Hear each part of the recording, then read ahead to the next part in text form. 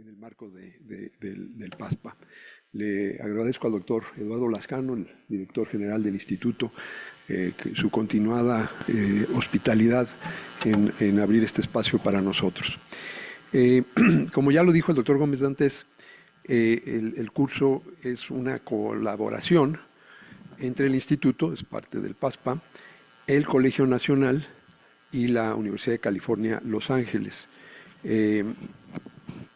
Yo inicié el curso cuando ingresé al Colegio Nacional en 2017, al año siguiente, y desde el principio ha sido parte de mis actividades en el Colegio Nacional. Y no les tengo que hablar mucho del instituto porque están aquí, están viendo sus magníficas instalaciones.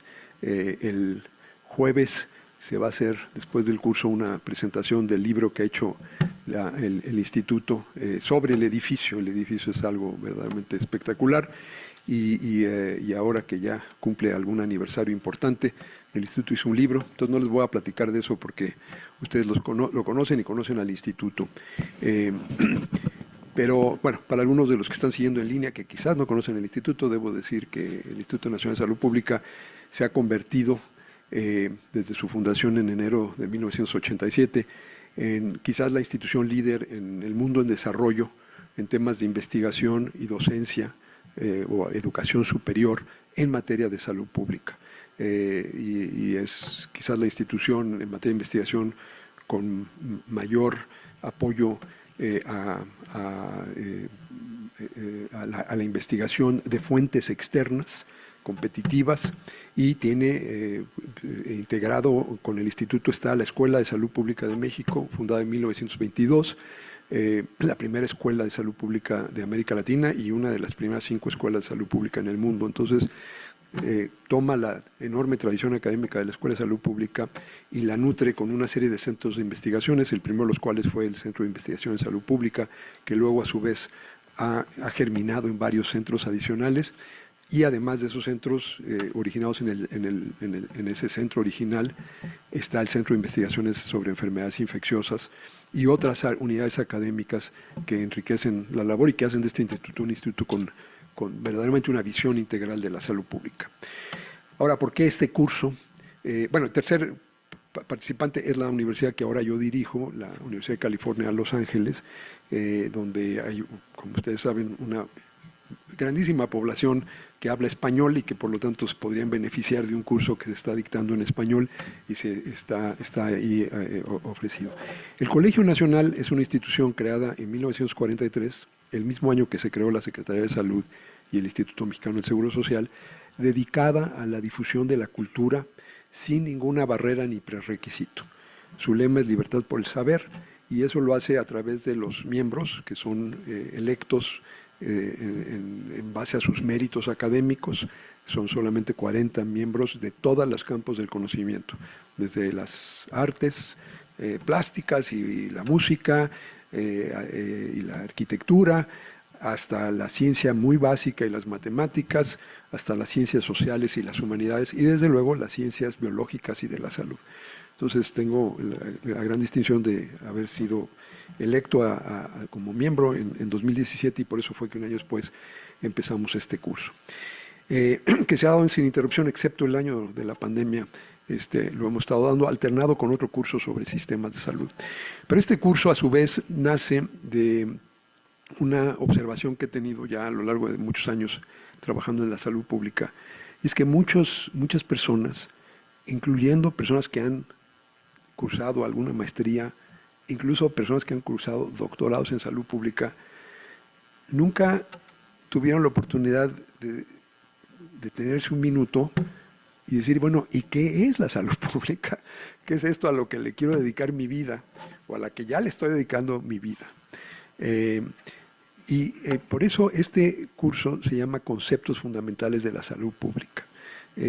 Tiene la intención no nada más de contestar la pregunta, ¿qué es la salud pública?, sino una vez que hacemos esa pregunta, ¿cuáles son los componentes de la salud pública? ¿Qué actividades de las muchas cosas que hacemos en el campo de la salud están dentro y qué está fuera de la salud pública?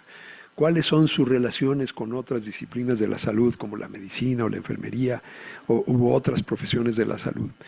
Todas esas son las preguntas que nos vamos a estar que vamos a estar interrogando en estos 4 días.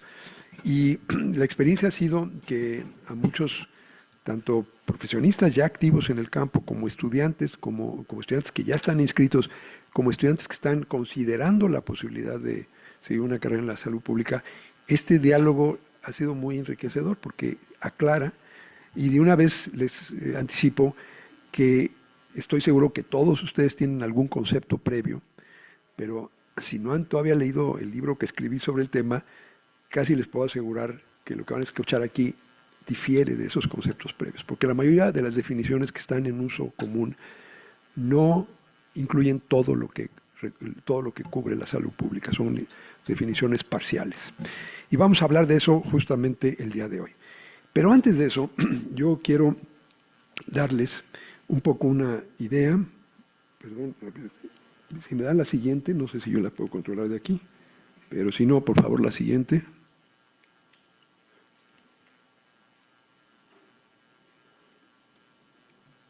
Ya. Bueno,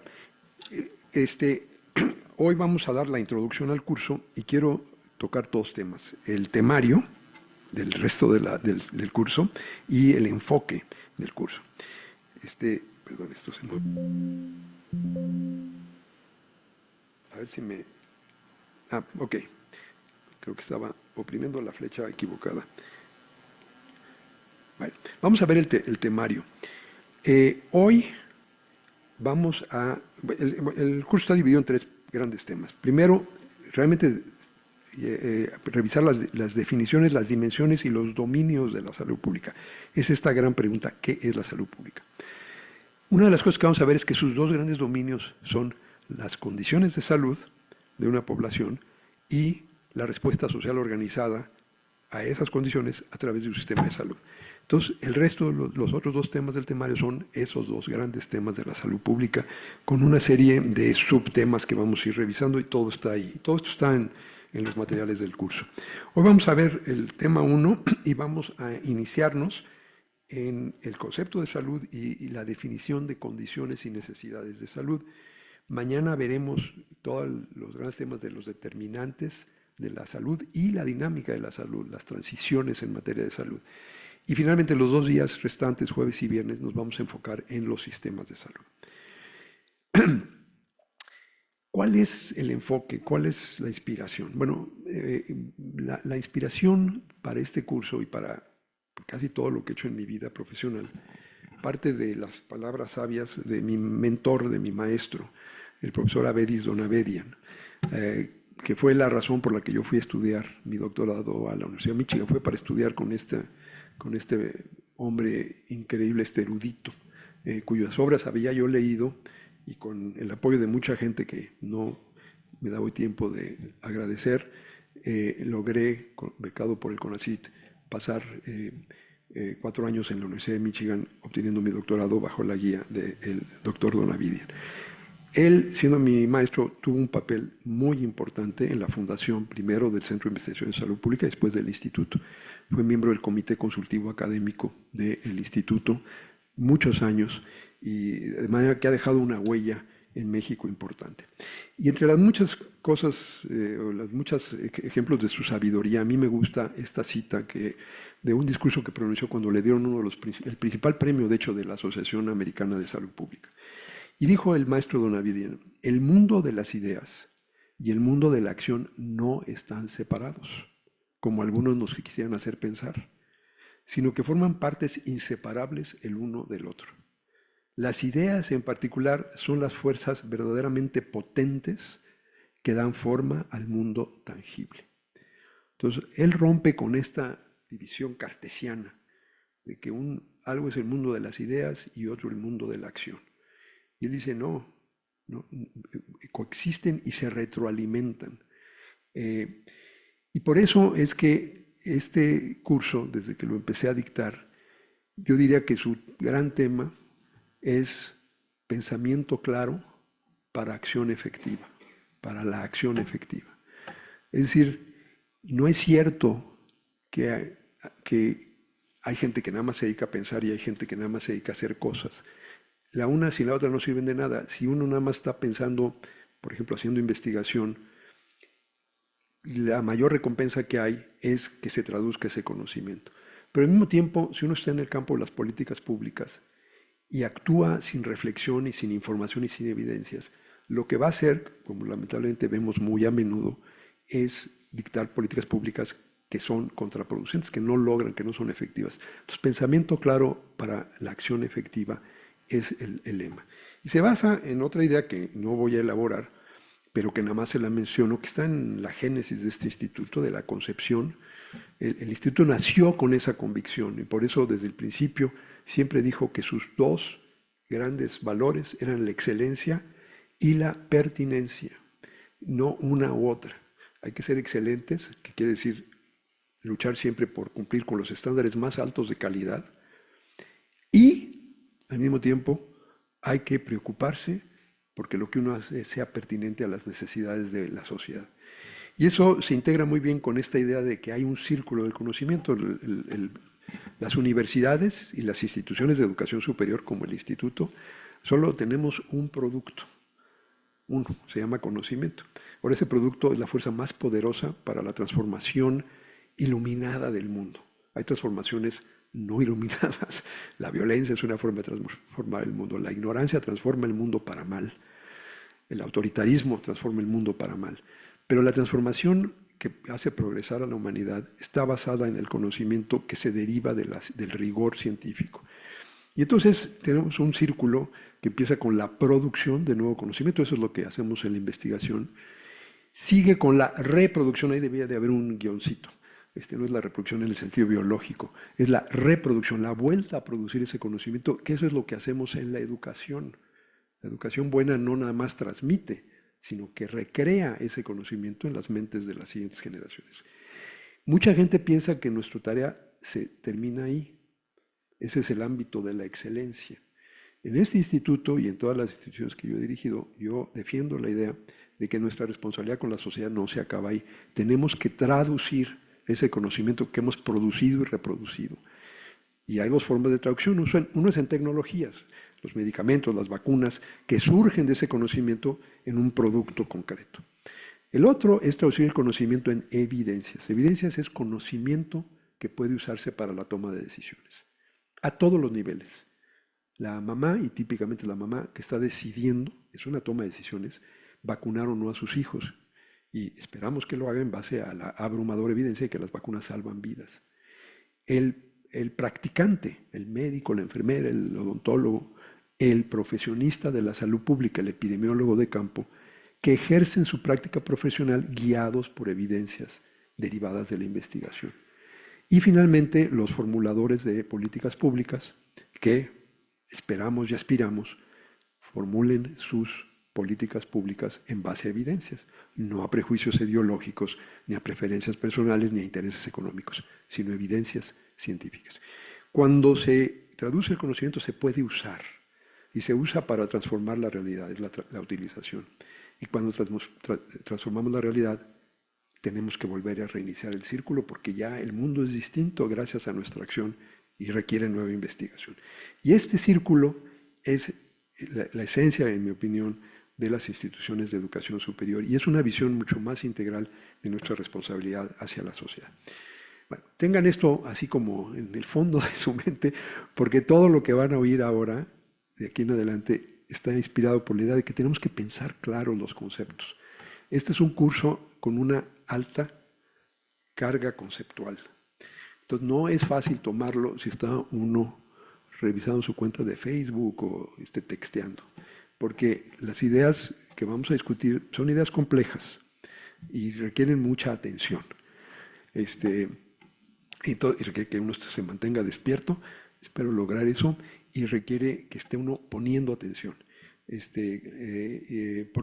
Porque no es un curso fácil, no voy a contar muchas historias y muchas anécdotas. También quiero de entrada y de antemano decir que el curso no está, tiene, creo, espero, mucha relevancia para los problemas actuales de México, de los países de los otros participantes en este curso. Pero ese no es nuestro enfoque. Nuestro enfoque no es hacer un análisis de los retos actuales de los sistemas de salud o los retos actuales de la salud pública en el mundo. Es un tema interesante, muy importante. Después de la pandemia, creo que la salud pública está en un momento de enormes retos, pero no es el enfoque. Yo quiero tomar un paso previo y decir qué es la salud pública, cuáles son sus ámbitos, cuáles son las ideas que históricamente y actualmente guían nuestra acción y que nos pueden servir para esa acción basada en el conocimiento traducido en evidencias. Entonces vamos a, este es entonces el enfoque. Quiero empezar entonces ahora con la primera parte, que es nuevamente las condiciones, y hoy nada más vamos a ver en el segundo tema de condiciones de salud los dos primeros rubros. Entonces déjenme empezar con eso. Y para hacerlo me valgo de una tipología, una clasificación. Por cierto, bienvenidos a tomar notas, pero les quiero decir que mucho, no todo, pero mucho de lo que van a oír es el tema del libro que estamos sugiriendo. Es un libro que yo escribí a partir de mi experiencia en la fundación de este instituto, que se llama La salud de la población hacia una nueva salud pública. Está publicado por el Fondo de Cultura Económica, ahora se llama La Ciencia para Todos, es una colección, antes se llamaba La Ciencia desde México, o al revés, pero en fin, es la colección de textos breves de distintos aspectos de la ciencia, y a mí me publicaron ahí este libro sobre la salud pública. Ahí están muchas de estas ideas, incluso algunos de los diagramas. Ahora, todo esto ha evolucionado, y de hecho yo espero que para la siguiente edición de este curso, dentro de un año, esté ya listo un nuevo libro que usa eso como la semilla, pero la expande. Todavía no está disponible, pero espero que el año que entra ya esté disponible y a la mano. Mientras tanto, casi todo, insisto, no todo, está basado en las ideas del libro. Y esta tipología por primera vez surgió o se expresó en un artículo que luego se expresó en el libro. Y básicamente tiene, no sé por qué hay esa raya amarilla, pero ignórenla, tiene una idea muy simple. En temas de salud, no nomás de salud pública, realmente tenemos dos objetos de análisis, dos cosas que estudiamos. Por un lado, estudiamos las condiciones de salud y por otro lado, estudiamos la forma en que los humanos respondemos a esas condiciones. Las condiciones son las enfermedades, los factores de riesgo, las cosas que tratamos, los problemas que tratamos de prevenir o tratar como profesionistas de la salud.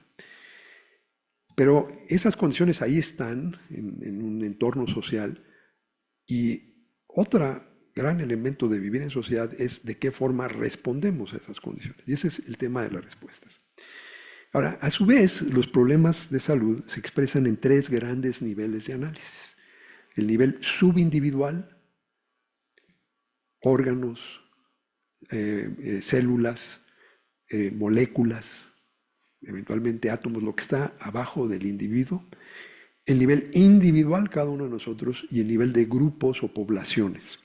Entonces, en esta tipología, colapsamos el nivel individual y subindividual, por razones que ahora van a ser obvias, y lo contrastamos con el nivel de poblaciones, de grupos de personas, no nada más agrupados, sino esas poblaciones viven en sociedades y tienen relaciones estructuradas. Vamos a hablar mucho de eso mañana. Si cruzamos estas dos dimensiones del objeto y el nivel de análisis, nos da cuatro tipos tipos de investigación en salud, que son las clásicas: la investigación biomédica, la investigación clínica, la investigación epidemiológica y la investigación en sistemas de salud.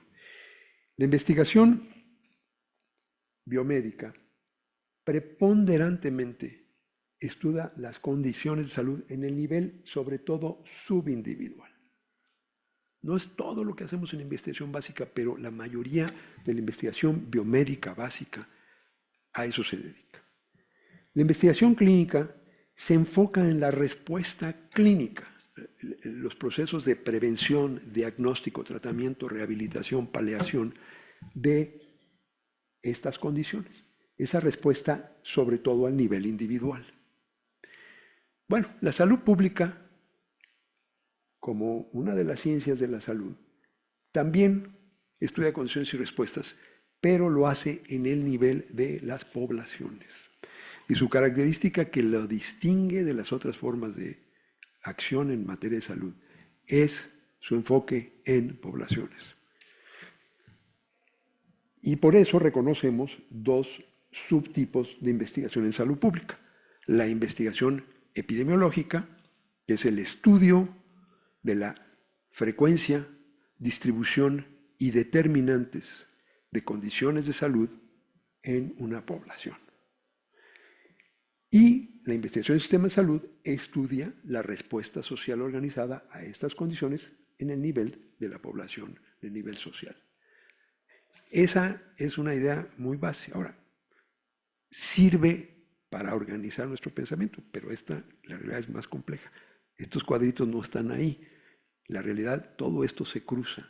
Y hay muchas interfaces. Para empezar, hay una categoría de objetos que tienen que ver con las conductas de los seres humanos. Y las conductas tanto subyacen a las condiciones, por ejemplo, la conducta de fumar es un altísimo factor de riesgo. La conducta de no hacer actividad física o comer alimentos de baja calidad es una conducta que se vuelve una condición de salud como factor de riesgo o como una enfermedad. La respuesta también depende de las conductas. El primer paso en que un sistema de salud se active es la decisión de una persona que necesita atención de buscar atención. Esa conducta está allá. Entonces, por eso se pone como un tercer objeto muy importante que comparten tanto las condiciones como la respuesta. Está ahí, es muy importante, pero no es una cosa diferente, es parte del estudio de las condiciones y del estudio de la respuesta. Y luego, no quise sobrecargar este cuadro, pero hay muchísimas formas de investigación que están aquí en la interfase. La epidemiología clínica, un área muy reconocida, es una combinación de investigación epidemiológica y clínica, está en el nombre de eso. Hay mucha investigación biomédica que rápidamente pasa del nivel subindividual al poblacional. Investigación biomédica, por ejemplo, que se hace aquí en el CISEI, sobre poblaciones de tanto agentes de enfermedad como vectores de enfermedad. Y hay todo un estudio de la dinámica de poblaciones que utiliza la ciencia básica biológica, pero en el estudio de poblaciones, con relevancia para la salud. Entonces, y desde luego, muchísima investigación establece un vínculo en donde se estudia el acceso al sistema de salud como un factor más de riesgo en un análisis epidemiológico. Entonces, no quiero que el mensaje aquí sea que estos son como 4 territorios y que no se hablan, es todo lo contrario. Pero es útil pensar en este paradigma básico de que, muy parsimonioso, de que todo lo que estudiamos en salud se refiere o a condiciones o a respuestas, y que todo lo que estudiamos en salud se puede analizar a nivel individual o subindividual, por un lado, y en el nivel poblacional. Ya no voy a hablar más de esto, porque ahora el resto de este curso está enfocado en este nivel poblacional. Eso es lo que define la salud pública. Entonces, como creo que digo en el libro, en los intentos de definir salud pública, el adjetivo problemático ha sido ese adjetivo de pública, porque esa palabra es muy complejo estudiar y ponernos de acuerdo en qué es salud. Y en un momento más vamos a desenmarañar la definición de la OMS y otras definiciones. Pero esta otra palabra que parecería más fácil, esa es la que ha sido el motivo de mucha confusión. Público muchas veces se usa para designar el sector público, el gobierno. Y sí es cierto, mucho de lo que hacemos en salud pública se hace desde el sector público, pero no todo. Eso es una parte de la salud pública, no es la definición. Mucha gente usa el término pública para referirse a la población en el sentido de la gente, el público, no el gobierno, sino el público. Bueno, sí, ese es nuestro objetivo es interactuar con el público, pero eso no es la esencia. Otros usan esto de público para referirse a un problema de altísima magnitud. Entonces yo me acuerdo cuando empezaron los primeros casos de SIDA, justo cuando estaba fundando el instituto, era secretario de salud del doctor Soberón, en cuyo honor está nombrado este auditorio, y la gente decía, bueno, el SIDA empezó como un problema muy pequeño, muy limitado, muy contenido, pero ya se volvió un problema de salud pública, que quiere decir, ya se volvió grande, ya es un problema grande que afecta a muchas personas. Y sí es cierto, muchos de los problemas de salud pública afectan a mucha gente, pero eso no es lo que lo define, no es el número de gente. ¿Okay? Lo que lo define es su enfoque en el nivel de análisis poblacional. Entonces, esa es la primera gran idea. Si no se llevan otra cosa de este curso, ese es el tema central. Ahora vamos a desmenuzar eso, enfocándonos en este nivel de análisis poblacional. En primer lugar, los dos tipos básicos de investigación o fundamentales de investigación en salud pública tienen a su vez subcategorías. En particular, la investigación epidemiológica, hay dos grandes formas de abordar. En una, se hace la investigación de las causas, los determinantes y los factores de riesgo. Y en otra, se ven las consecuencias. Entonces hablamos, por ejemplo, de epidemiología nutricional. Aquí tenemos un gran centro de investigación en salud nutricional, en salud y nutrición, y ahí se estudia epidemiológicamente la nutrición como un factor de riesgo en determinar la salud. La epidemiología ambiental, estudiamos los riesgos ambientales, la epidemiología ocupacional, etc. Estudiando determinantes y factores de riesgo. La segunda es el enfoque por condición. Entonces, cuando hablamos de epidemiología cardiovascular, epidemiología de la diabetes, etc. Entonces, son dos grandes formas de organizar. Mucha gente, obviamente, nuevamente cruza estas fronteras. Y mucha gente que empezó quizás interesada en el tabaquismo, como la epidemiología del tabaquismo como un factor de riesgo, pues el primer subtipo, terminaron especializándose en cáncer o en enfermedades cardiovasculares.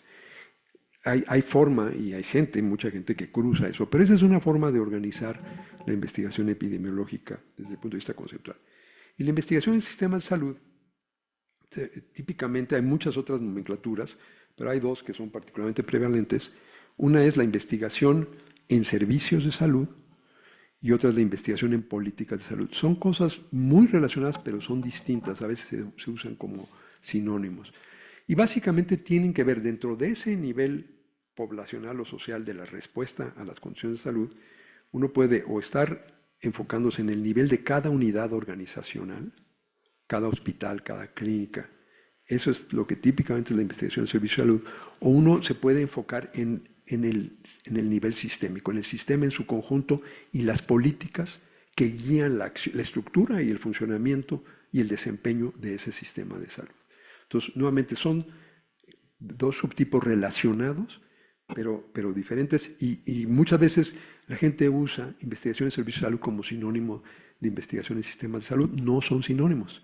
Servicios de salud es una subcategoría de la investigación en sistemas de salud.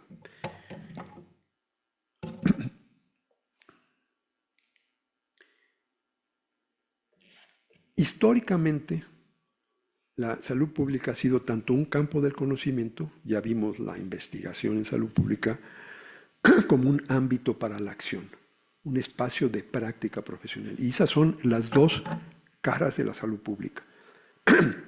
Campo del conocimiento y ámbito para la acción o la praxis, la práctica. Entonces, ya vimos su lugar en el mundo, en la tipología de la investigación en salud. Déjenme pasar ahora a los modelos que han guiado la acción, pero también son modelos conceptuales, que tienen una serie de supuestos y premisas que guían la acción. No es la acción desordenada y descoordinada, es la acción guiada por ciertos modelos conceptuales. Si seguimos en el afán de ser consistentes con nuestra división de las condiciones y las respuestas, desde el punto de vista de las condiciones ha habido distintas perspectivas de análisis. Y desde el punto, básicamente dos perspectivas analíticas. Uno son prácticas que se enfocan en el tema de la salud, cómo preservamos la salud.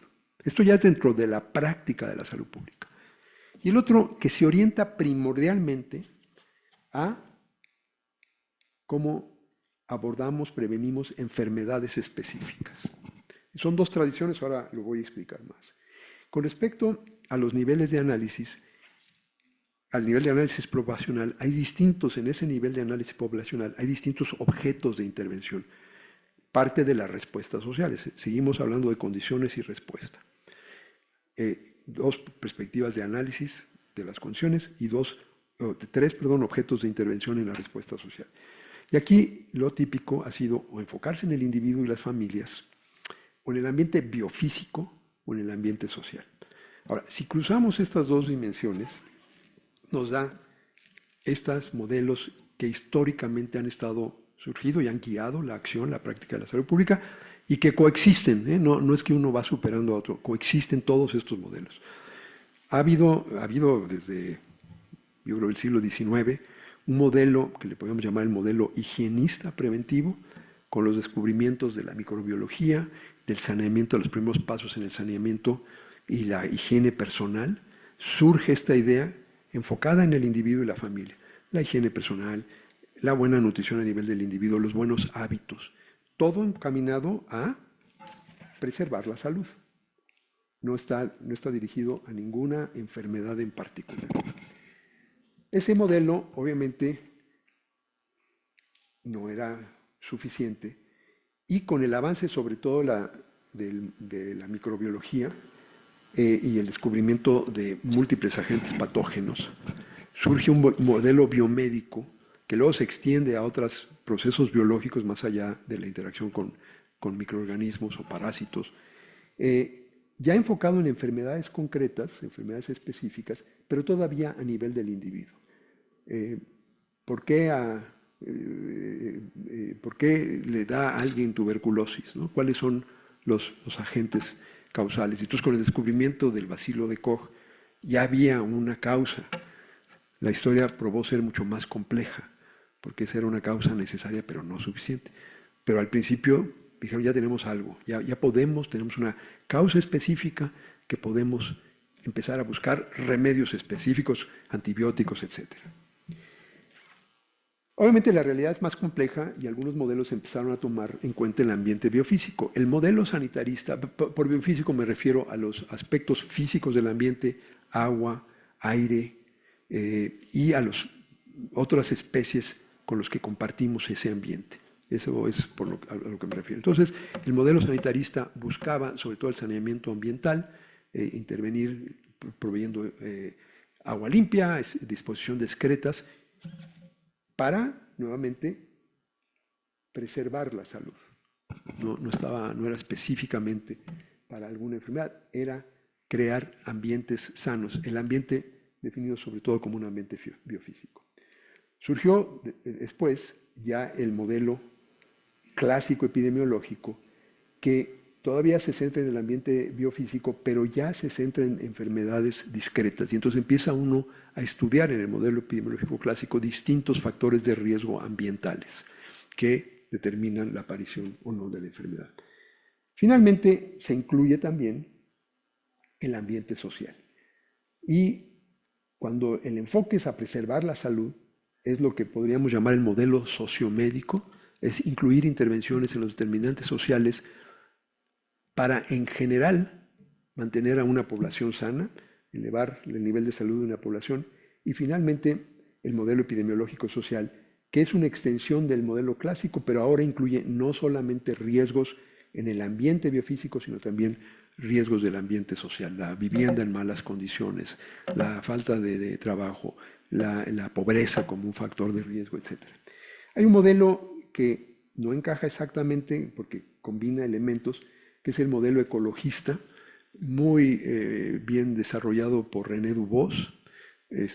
A mí el libro que más me influyó para decidir estudiar medicina fue El espejismo de la salud por René Dubos, un libro clásico, también publicado en español por el Fondo de Cultura Económica. Él se ganó el premio Pulitzer no sé si por ese libro, pero por su obra o algún otro libro. Pero es un libro precioso, era un gran escritor, y él habla de la necesidad de una visión integral que integre ambiente físico y social y que combina elementos del modelo sanitarista y del modelo sociomédico de manera mucho más integral, todo centrado en mejorar la salud, aunque de entrada ya nos anuncia el autor que para él la salud es un espejismo. Entonces, aunque sea un objetivo inalcanzable, la acción que vamos a tomar integra intervenciones en el ambiente entendido de manera integral alrededor de la preservación de la salud. Con estos modelos, que vuelvo a decir, son una forma de entender las tradiciones de práctica y no los vamos a estudiar a fondo. El libro habla mucho más de cada uno de esos modelos en su contexto histórico, cómo fueron acompañando, sobre todo el surgimiento de la microbiología. Por cierto, una cosa interesante, porque tiene que ver con la discusión anterior, cuando uno ve las definiciones de salud pública, uno lo que ve es definiciones que reflejan la preferencia del autor por alguno de estos modelos de práctica. Y como le pusimos a lo que estamos haciendo aquí en el instituto, cuando se creó el instituto, le pusimos el grandioso lema de la nueva salud pública, y toda esta discusión conceptual la publiqué yo en un artículo inicial que se llamaba La nueva salud pública. Bueno, me arrepentí enormemente de haber hecho eso, porque lo que descubrí fue que el adjetivo nuevo o nueva no es nuevo, y que se había estado hablando de una nueva salud pública desde principios del siglo XX. Hay un libro en 1913, si mal no recuerdo, y es súper interesante. Ese autor del libro llamado La nueva salud pública dice que lo nuevo es que antes de la revolución microbiológica, todo el enfoque era en la salud difusa, sin contornos claros. Y que ahora ya podíamos lidiar con enfermedades específicas, buscando causas específicas de enfermedades específicas. Y tiene un párrafo donde repite la palabra específico como 5 veces. Es esa idea de la especificidad. La tuberculosis, el bacilo de Koch, todo una causa, un efecto. Esa idea, y a eso le llamó la nueva salud pública. Como escribió Dubos muy irónicamente, dijo, bueno, solamente había que haber estudiado a toda la gente que asistió a la conferencia de Koch anunciando el descubrimiento del bacilo tuberculoso para darse cuenta de que había en ese mismo recinto gente que había quedado expuesta al bacilo y no había desarrollado la enfermedad. O sea, que era una causa necesaria, pero no suficiente, que había otros determinantes. Pero esa es esa definición. En los 70 se publica otro libro con el mismo título, que por cierto no hace ninguna referencia al libro de 1913. Y ese libro es lo contrario. Es una definición totalmente en la tradición del modelo sociomédico. Dice, no, déjense de cosas específicas. Es el bienestar integral de la población. Y son las causas, son los determinantes sociales, que no son específicos. Combatamos la pobreza y se mejora la salud en general. Es la inespecificidad. Y los dos argumentos, por cierto, tienen muchos elementos de validez y bases empíricas. Lo interesante fue que usaron el mismo título para describir dos corrientes exactamente opuestas. La de causas y consecuencias específicas y la de causas y consecuencias no específicas, genéricas. Entonces, por eso digo que descubrí que el adjetivo nuevo no es nuevo, sino que hay que usar esa palabra con mucho cuidado. Pero ilustra también lo difícil que ha sido llegar a un consenso en qué es la salud pública, porque tenemos ahí dos visiones, no solamente conceptualmente diferentes en la teoría, sino que se nutren de tradiciones prácticas muy distintas y dicen que eso es la salud pública. Nosotros vamos a hacer este esfuerzo de ser un poco más rigurosos en lo que sigue. La última tipología que les voy a presentar, nuevamente para mostrar cómo esta idea de condiciones y respuesta puede también servirnos para lidiar con una de las confusiones más importantes, y es qué es lo que tiene que ver la salud global con la salud pública. Hay mucha gente que cree que la salud global es otra cosa diferente a la salud pública. Pues no, yo pienso que cuando estudiamos la salud global, seguimos estudiando de poblaciones, nada más que es la población del mundo entero. Y como todo el resto de las ciencias de la salud, podemos hablar de condiciones y de respuesta. La diferencia es si lo hacemos en el nivel nacional, no uso aquí la palabra nivel como lo usé antes, sino estamos hablando de un país o del mundo entero. Y si estudiamos las condiciones a nivel nacional, esto es el perfil epidemiológico nacional. Pero hay una serie de fenómenos que no se dan adentro de cada país, sino que se dan en el nivel global, ese no soy yo, y que se refiere a la transferencia global de riesgos para la salud, ahora lo explico. Igualmente con la respuesta, cuando hablamos de la respuesta a nivel nacional, es el Sistema Nacional de Salud. Hay un sistema global de salud también. Entonces, el mismo paradigma de condiciones y respuestas se aplica en la realidad nacional o en la realidad global. Y a esto último le llamamos salud global. Mi conclusión, la salud global es parte integral de la salud pública. Esa definición no le gusta a mucha gente, pero eso es tema de otro curso, porque hay mucha gente que define salud global como lo que hago cuando no estoy en mi país. Muchos médicos, sobre todo de países ricos, el día que el cirujano de cataratas ya no opera a sus pacientes ahí en su clínica, en algún país rico, y se va a África, eso es salud global. Eso no es salud global, eso es dar un servicio muy valioso, pero eso no es salud global. Salud global no quiere decir salud extranjera, salud foránea. Quiere decir el estudio de las condiciones y las respuestas en el nivel de la población global, tomando a todo el mundo. Y entonces, nuestro curso se va a enfocar en el nivel nacional. Pero sí quería hacer esta aclaración porque estoy casi seguro que si no lo hubiera hecho me lo hubieran preguntado dónde se ubica la salud global. Aquí está, es parte de la salud pública. Nada más déjenme explicar esto para que no les quede la duda que quiero decir. Y será, nuevamente, pasaremos a más un análisis en el nivel nacional. La transferencia global de riesgo es un fenómeno inherente al crecimiento de la globalización. Y lo que quiere decir es que se transfieren entre países factores de riesgo que surgen en otra parte del planeta. Y esta es una lista seguramente parcial.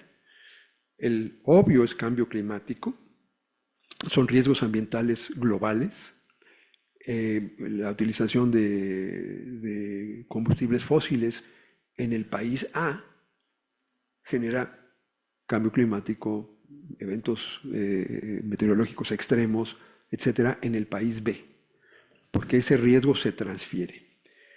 El otro, que es muy obvio, es el movimiento transfronterizo de personas. Personas que al moverse, si tienen alguna enfermedad, están transfiriendo ese riesgo. Pero no nomás son las personas y los microbios los que se mueven, son también los estilos de vida riesgosos, el tabaquismo, las dietas, la comida chatarra, las variaciones en los estándares ambientales y ocupacionales. Si yo no pongo mi fábrica en el país A, que tiene unas regulaciones más grandes, más fuertes, y lo pongo en el B, estoy transfiriendo un riesgo internacionalmente. El comercio de productos dañinos legales como el tabaco o ilegales como las otras drogas. Las reglas comerciales que reducen el acceso a medicinas y servicios, ese es un riesgo para la gente que por el régimen de propiedad intelectual no puede adquirir medicamentos. Y finalmente, la diseminación de tecnologías médicas, y aquí el caso clásico es la resistencia antimicrobiana.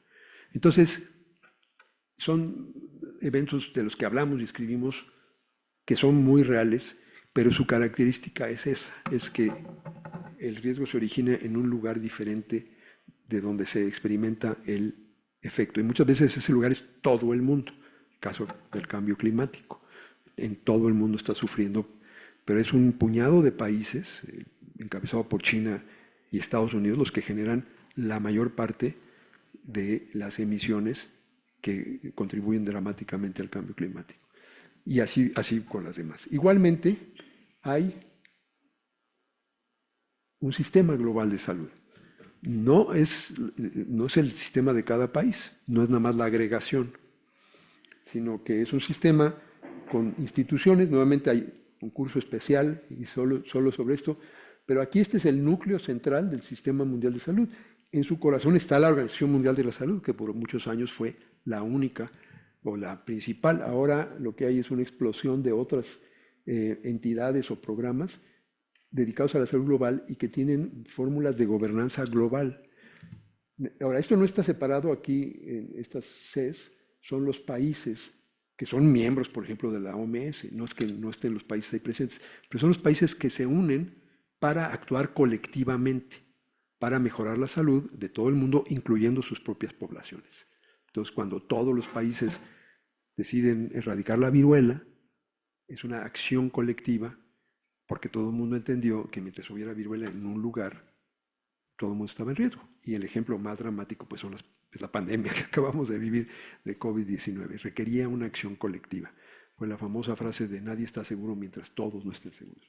Entonces, el sistema global de salud interactúa con otros ámbitos de la acción global que no son parte del sistema, pero son determinantes. Y un buen sistema global de salud, sobre todo a través de la OMS, pero también de los otros agentes, tratan de influir en estos otros espacios. Seguridad, bueno, si hay guerra, no, eso obviamente tiene un efecto en la salud del ambiente, etc. Entonces, este es un esquemita sobre el sistema global de salud, simplemente para subrayar que, así como hablamos de una respuesta social organizada en el nivel nacional, hay una respuesta social organizada en el nivel mundial. Con esto termino el primer bloque de hoy, que es sobre las definiciones de dimensiones y dominios. Antes de entrar a la segunda parte de hoy, que vamos a hablar de las condiciones, del concepto de salud y de las condiciones con más detalle, quisiera preguntar si hay alguna pregunta sobre lo que hemos visto hasta ahora. Y voy a aprovechar para agarrar mi café que me ha estado esperando ahí pacientemente.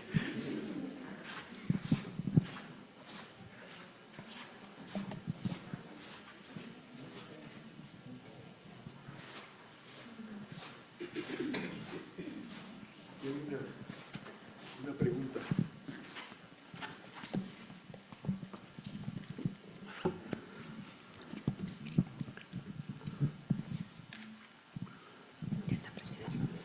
Ya no sé si. Bueno, muchas gracias. Muy interesante todo, muy claro.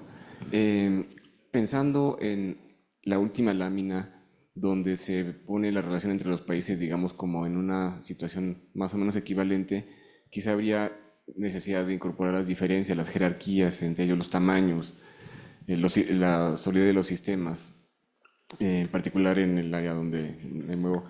Me gustaría ver también el aspecto de cómo las mentalidades, la sensibilidad frente a la salud, la tolerancia a ciertas condiciones pasa a través de los países para la salud global. Y lo que pasa es que quiero llegar a discutir el concepto de salud, que siento que quedó quizá esa parte un poquito. Sí. Entonces, algunas palabras, si fuera tan amable. Sí, tanto a nivel nacional como a nivel global, los elementos de esa población no son equivalentes o iguales, están estratificados. Eso lo vamos a ver mañana cuando hablemos de determinantes, cómo la estratificación social es absolutamente crítica y la desigualdad es un factor, un gran determinante de la salud en poblaciones. Esa misma desigualdad existe entre países, la desigualdad que existe entre regiones, entre grupos raciales en algunas sociedades, entre clases sociales, existe igualmente a nivel de las sociedades. Entonces, en este esquema que puse antes, no hay que interpretar que estos países son iguales. En el sistema multilateral, para empezar, hay 5 países que tienen derecho de veto y son nada más 5. ¿Por qué esos 5? Bueno, hay muchas razones históricas, pero eso fue lo que hubo que conceder para crear el orden multilateral después de la Segunda Guerra Mundial. Pero hoy en día hay una gran diferencia básicamente el nivel de pobreza de los países, que está relacionado con su poder político. Hay una dimensión política en todo lo que digo, y no hay que asumir que estas ideas o entidades son homogéneas. Al contrario, vamos a ver que el tema de estratificación y desigualdad es absolutamente crucial. La otra cosa que no hay que pensar es que lo global es un nivel separado de lo local. A mí el concepto que me ha gustado, yo no acuñé esa palabra, pero la adopto es glocal. Todo es simultáneamente global y local. Entonces no es que hay un nivel nacional y un nivel global y algo de pronto brinca. De hecho, yo creo que la palabra nivel no es muy buena. Hay unas realidades que se materializan en lo local y hay realidades que ocurren cuando esos mismos agentes locales deciden o competir o entrar en guerra o colaborar. Y lo que esperamos es que haya cooperación. Todo es simultáneamente global y local. En la reciente pandemia de COVID creo que es el mayor ejemplo. No hay nada más local que un mercado en Wuhan, China. No, no se puede uno ir más local que al mercado donde, según la teoría todavía dominante, surgió el coronavirus. No hay nada más global que el esfuerzo por desarrollar una vacuna en tiempo récord. O sea, se unieron todos los países del mundo, el sector privado, el sector gubernamental, las universidades y centros de investigación, todo mundo en un esfuerzo global por tener vacunas efectivas. Y antes de acabar el primer año de la pandemia ya había una docena de vacunas probadas. Eso salvó a la humanidad. Y luego no hay nada más local que teniendo el producto de esa acción colectiva, la vacuna, no hay nada más local que la vacunación, que no es lo mismo que la vacuna. Porque no hay nada más local que llevar la vacuna, llevarla hasta la última casa del poblado más remoto y poner la vacuna en un brazo. Eso sí que es local a nivel del cuerpo de esa persona. Entonces, cuando suficientes de estas personas en ese contexto local, hiperlocal, se vacunan, se transforma la dinámica epidemiológica global. El virus ya no tiene suficientes susceptibles para mantenerse como pandemia. Y eso es lo que pasó. Por eso le ganamos al COVID, si no todavía estaríamos con confinamiento, yo no sé qué otras cosas. Pero constantemente nos movemos de lo global a lo local. Yo me acuerdo de, en alguna ocasión, hace muchos años, hablando con un secretario de salud, y le pregunté, yo no era secretario, yo estaba aquí en el instituto, de hecho, estábamos platicando, y le pregunté, ¿vas a ir a la Asamblea Mundial de la Salud? Y la respuesta me dejó frío, porque me dijo, no, estoy demasiado ocupado siendo secretario de este país, de un país X, siendo ministro de salud en mi país. Y entonces yo me quedé pensando, este cuate no ha entendido cuál es su chamba, porque para ser un buen secretario o ministro de salud de un país, tienes que entender qué está pasando, porque posiblemente una altísima proporción de los determinantes de la salud de tu población se están originando en otras partes del planeta. Y tu acceso a medicamentos y vacunas y todo lo demás depende de tu acción colectiva para que esas intervenciones se extiendan a la gente más pobre de tu propio país. Entonces es una actitud muy común. No voy a la discusión global porque estoy muy ocupado en lo local. No puedes ser efectivo en lo local si no tienes al menos una comprensión de lo que pasa. Entonces creo que lo mejor es hablar de local, pero el punto es muy bien expresado. No son entes ni actores homogéneos. Hay una dinámica política derivada de la desigualdad entre esos agentes. Lo vamos a hablar más mañana. Adelante. Muchas gracias, doctor.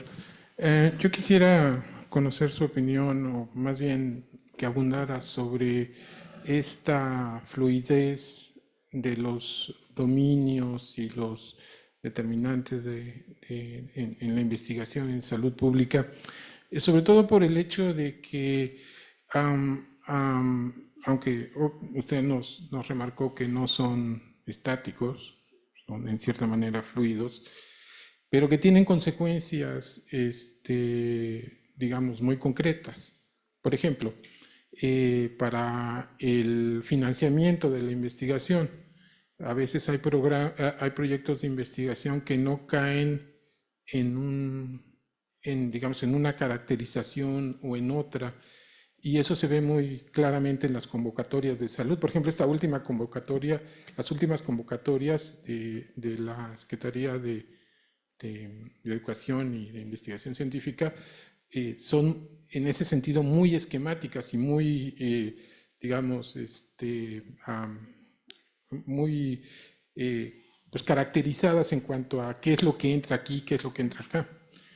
Y no solo eso, eso también nos lleva a cuando se llegan a hacer los proyectos en los que esta fluidez se ve más en concreto hacia las políticas de salud, porque es difícil transitar la comunicación que va de los resultados de investigación hacia los tomadores de decisión. Entonces, ¿cuál es su opinión de esta complejidad que se forma precisamente por esta fluidez entre estos dominios? Sí, qué bueno que formula ese comentario, porque no hay que tomar esas tipologías como si esa fuera la realidad. Esta es, permítanme la analogía, este es el mapa, no es el terreno, que el mapa retrata a un nivel más abstracto.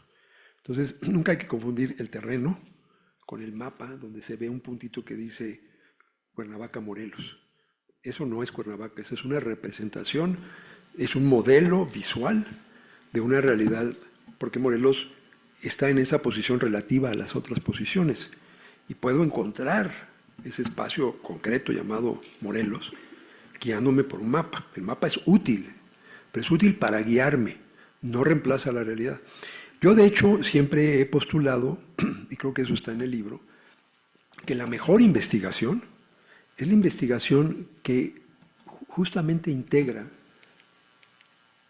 las distintas formas de investigación.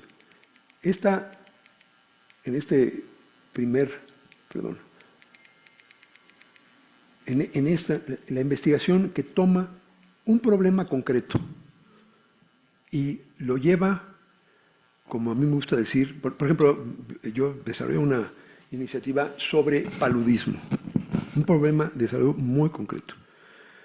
Y la idea era llevar el estudio de ese problema, que en México es un problema también serio, pero no es lo mismo que en África, llevarlo del gen al globo, se llamaba la iniciativa.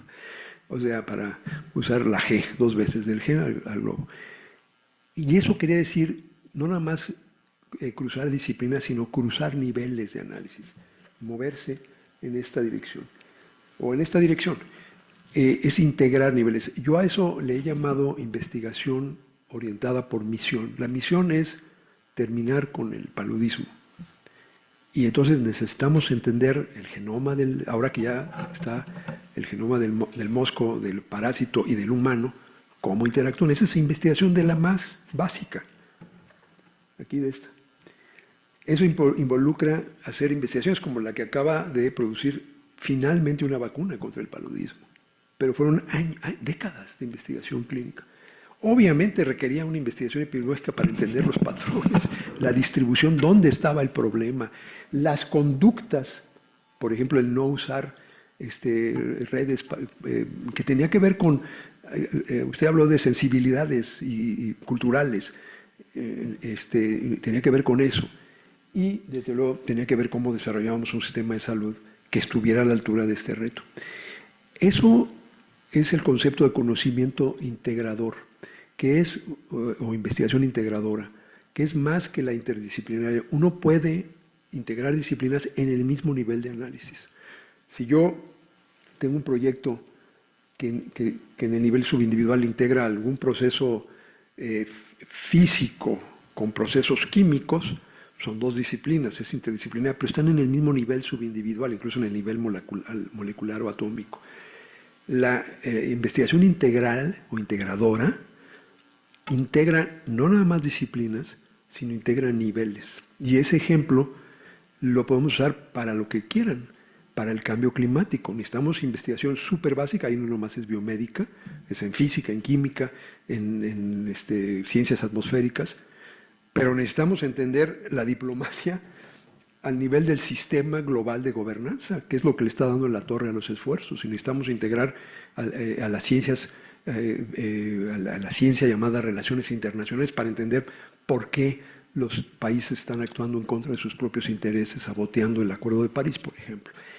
Esa es la clave. Entonces, sí, por favor, no piensen que el mapa es la realidad. El mapa, estos esquemas, es una representación, es un modelo mental, como el mapa es un modelo mental de la geografía, este es un modelo de los tipos de investigación, y lo que nos hace es, igual que el mapa, nos guía, nos dice por dónde ir, pero no sustituye el encuentro con la realidad. Y ese encuentro se da cuando la investigación no se detiene en el nivel conceptual, sino que va a la recolección de datos, y los datos se someten a un rigor para que sean válidos, y esa confrontación se enfrenta con la práctica. Cuando con la práctica estamos aprendiendo en la medida que modificamos. Por eso son modelos dinámicos. Ese círculo de conocimiento es un círculo que está todo el tiempo en movimiento. Entonces, muy, muy buen punto, porque si no quisiera que se quedaran en eso. Ahora que ya vamos a estar más en los temas sustantivos, creo que va a haber oportunidad de ofrecer otros ejemplos. ¿Alguna otra pregunta? Bueno, si no, déjenme regresar a donde estábamos. Y vamos a pasar entonces al segundo tema del curso. Insisto que hay muchísimo más detalle en el libro y en el resto de la bibliografía. Y hoy vamos a entrar en condiciones, a analizar las condiciones de salud, pero solamente los dos primeros temas, el concepto de salud y el concepto de condiciones y su contraste con necesidades. Bueno, lo primero que les quiero decir es que entender las condiciones no es fácil, porque es un concepto complejo. ¿Por qué es complejo? En primer lugar, es multidimensional. La salud en sí tiene múltiples dimensiones. Ahora que revisemos la clásica definición de la OMS, habla, ¿no?, de una dimensión física, una dimensión mental y una dimensión social. No sé si esa es la mejor clasificación, pero así expresa la multidimensionalidad. Entonces se refiere a múltiples dimensiones de la experiencia de los individuos y de las poblaciones. Tiene múltiples dimensiones el concepto de condiciones. Segunda complejidad es que tiene, sí, elementos objetivos que el investigador puede ver, pero tiene un enorme elemento de subjetividad. Cuando alguien dice, me siento mal, pues eso es una expresión subjetiva. Eventualmente, si sigue un interrogatorio, se pueden ir obteniendo algunas variables medibles, desde indicadores fisiológicos hasta pruebas o reactivos psicológicos para evaluar la dimensión mental de la salud. Pero al final siempre hay un elemento de subjetividad. Por eso el efecto placebo es tan importante. Nos confunde la respuesta.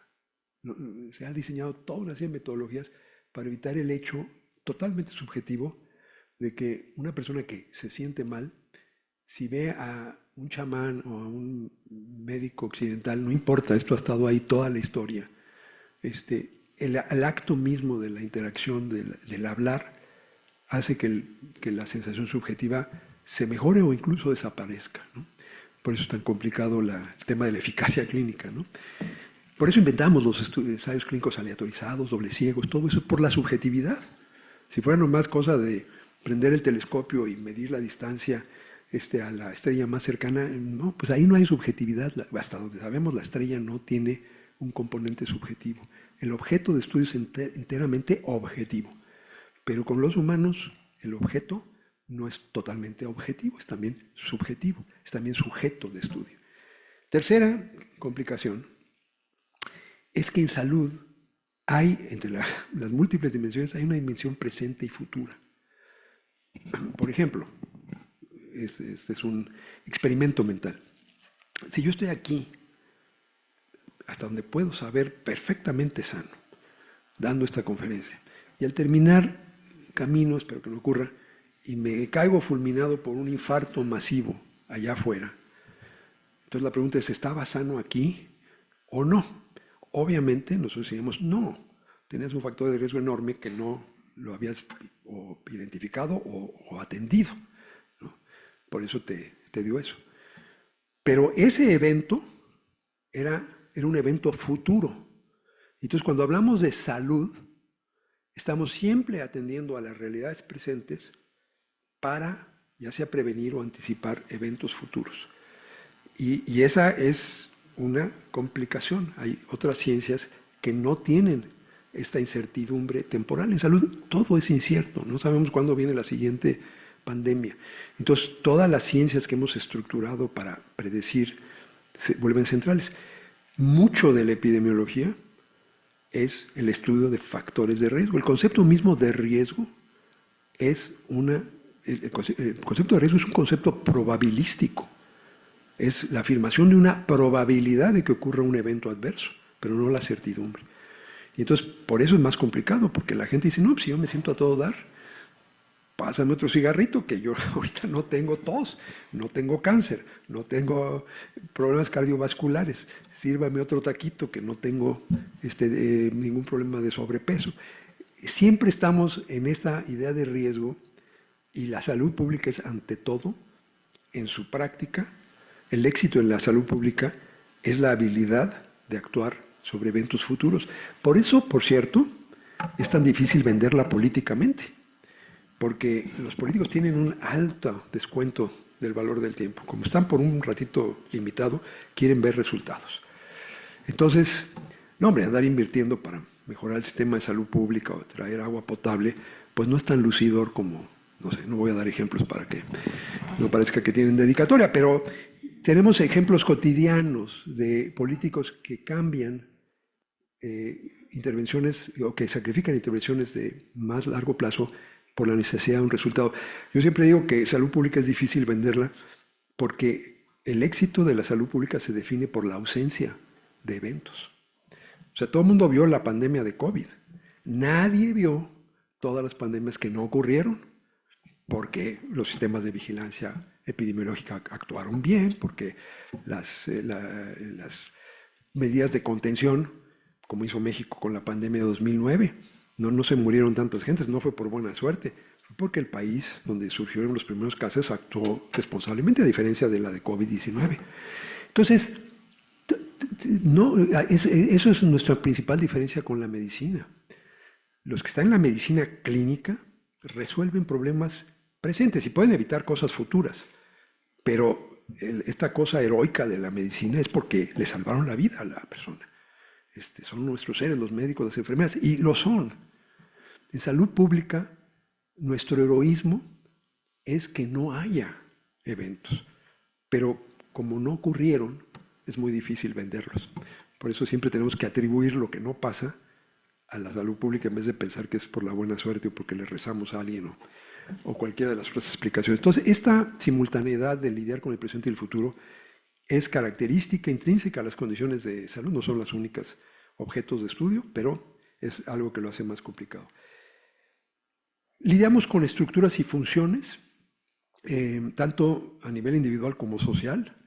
Estamos lidiando, por ejemplo, con distintas estructuras, pero también cuando analizamos un sistema de estructuras orgánicas y funciones del cuerpo.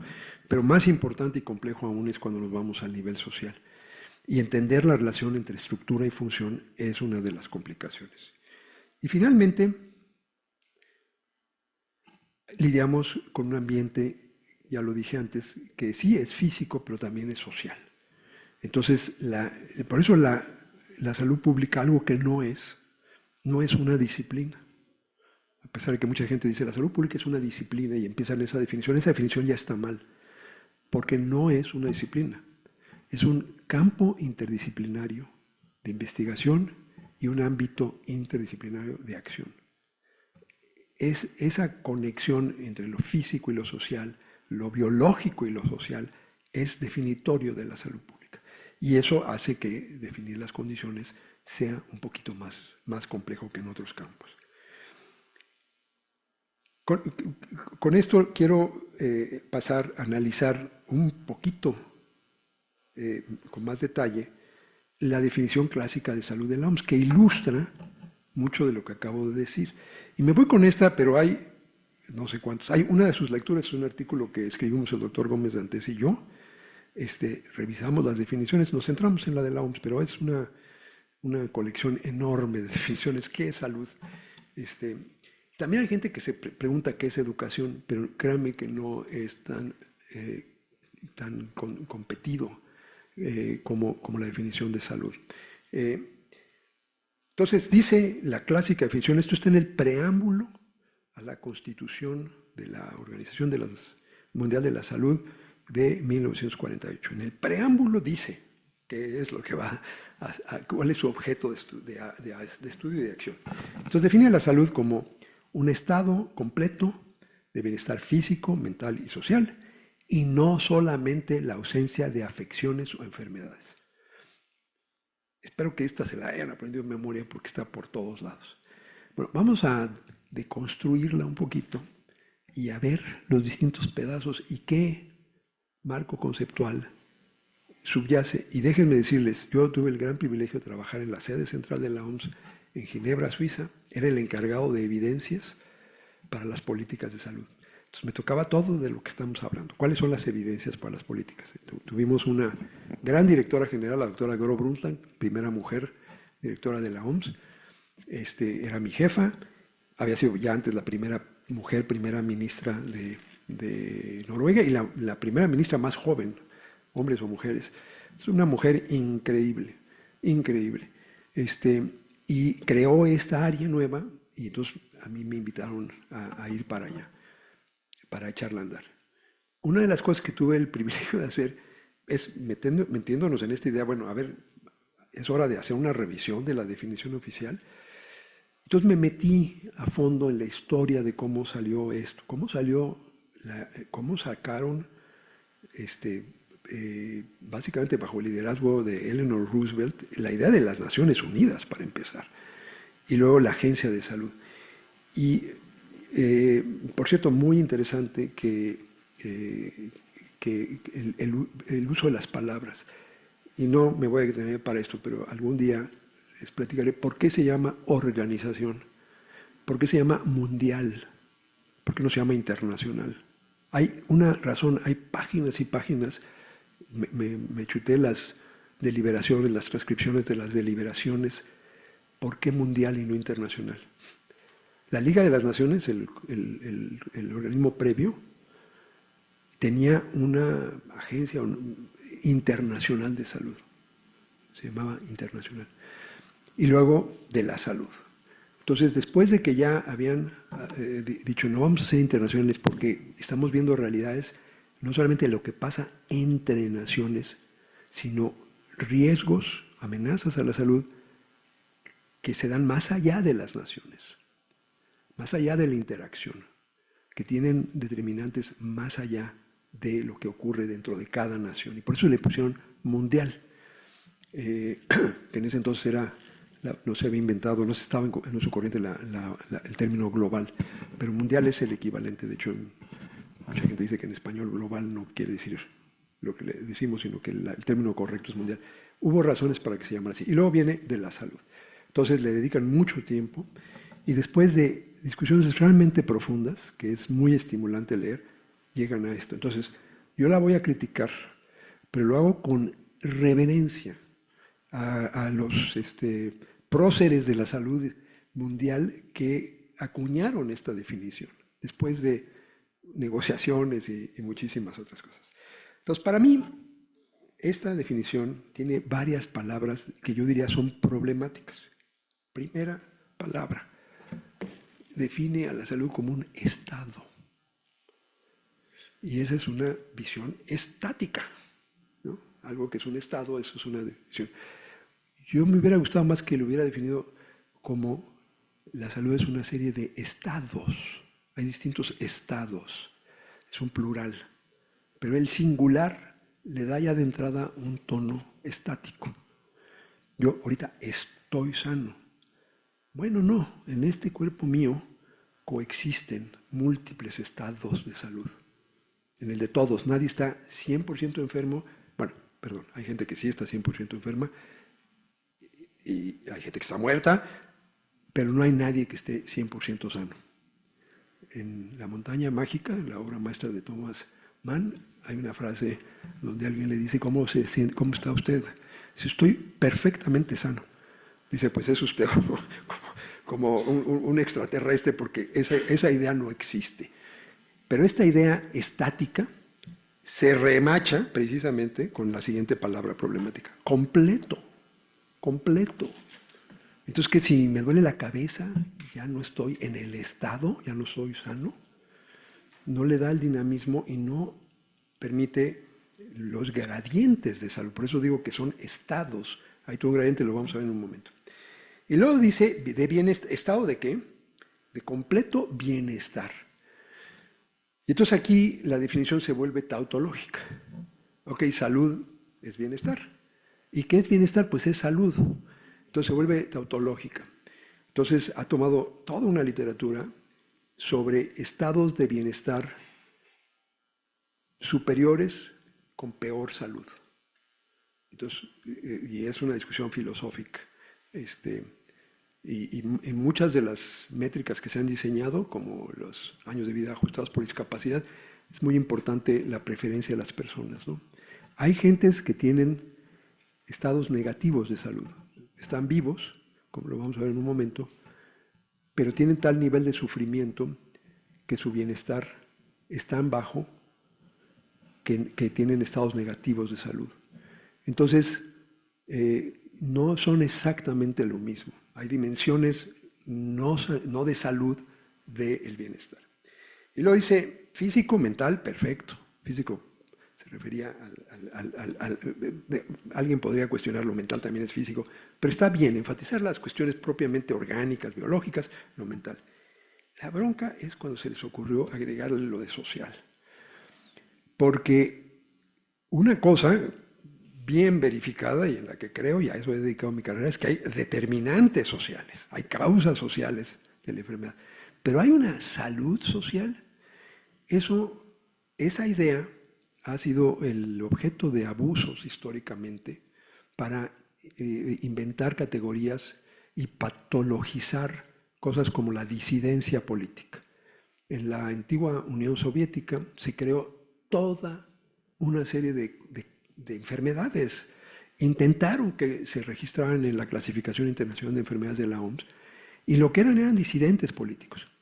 Pero había tal nivel de culto a la personalidad de Stalin, lo que sea, que ser un disidente era una señal de que estabas enfermo socialmente. Entonces, la idea de patologizar ciertos aspectos de la vida en sociedad es muy peligroso. También hay gente que se desvía un poquito de la norma y que no por eso los vamos a calificar como enfermos. De hecho, a veces los admiramos porque son genios muy diferentes a los mortales comunes. O sea, salud social tiene un sentido normativo que se presta, no estoy diciendo que sea siempre el caso, a potenciales abusos. Y yo creo que lo que confundieron fue reconocer los factores sociales como determinantes de la salud física y mental de los individuos, pero no hay una salud social de los individuos, ¿no? Porque entonces, pues vamos entonces a los que no somos buenos padres, porque ninguno de nosotros es perfecto, pues ya estamos enfermos socialmente, no educamos a nuestros hijos. Entonces, a ver qué terapia me inventan para o sea, nos lleva en una dirección muy... creo que el ejemplo que di de la Unión Soviética, creando categorías psiquiátricas que se referían a disidentes políticos, es el más extremo, pero no es el único. Y luego termina la definición diciendo, y no solamente. Entonces, la siguiente palabra problemática es el solamente. Entonces, nos está invitando a preguntar, ¿qué más? ¿Qué más hay? Que si no es solamente la ausencia de afecciones o enfermedades, ¿qué más? No contesta la pregunta que provoca. Yo, por cierto, estoy de acuerdo. No, salud no es solamente la ausencia de afecciones o enfermedades.